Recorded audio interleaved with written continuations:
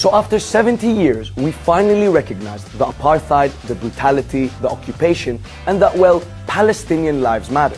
But the question today is, who is arming this apartheid, brutality, and occupation? Who are these people?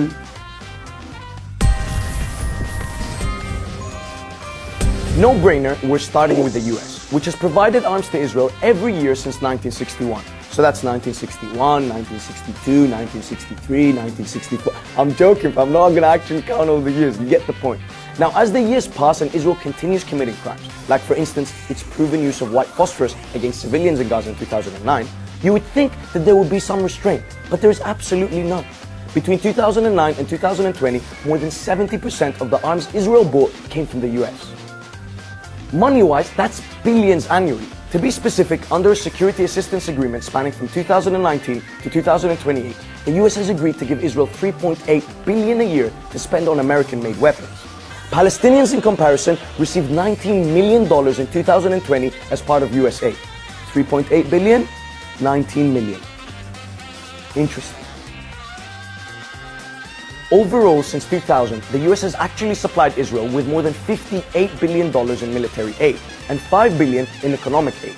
Washington loves to use this word aid a lot, but 80% of all this aid since 1967 has been to the military industry. Saving someone by giving him hectic weapons is honestly a ridiculous concept, to say the least, especially if you consider the power dynamics on the ground. There's also a host of US companies supplying Israel with the means to kill, such as Lockheed Martin, Boeing, Northrop Grumman, General Dynamics, Ametek, UTC Aerospace, and Raytheon. Wallahi, to be honest, they should send them books. You know, these men are still reading racist Zionist texts as if they were the Torah. Or maybe, just maybe, you can fix Ferguson's water supply, healthcare, and even student loans. Just a few financial ideas. Or you know what? Invest in crypto, fam. Whatever, innit? But I mean, this is no secret. The US and Israel's relationship can only be compared to a spoiled child asking his mum to load his gun while breastfeeding him as an adult. There's no apology to be made. None. It is the best $3 billion investment we make. Were there not an Israel, the United States of America would have to invent an Israel to protect her interest in the region. Second on the poisonous breastfeeding, arms trading list, you have Germany. Talk about compensating for past crimes, eh? Germany is so serious about this, they don't even release the data of the arms they delivered to Israel. Transparency at its finest.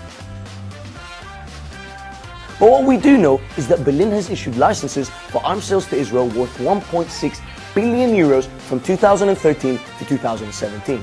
Germany was manufacturing patrol boats for Israel since the 1950s, and they sold them weapons throughout the 1960s and 1970s, and has done so every year since 1994. So that's 1995, 1996, 1990. I'm joking, fam. I'm not going to count the years. And considering Angela Merkel's public solidarity with Israel while Tel Aviv was bombing Gaza, I'm guessing the sales will continue.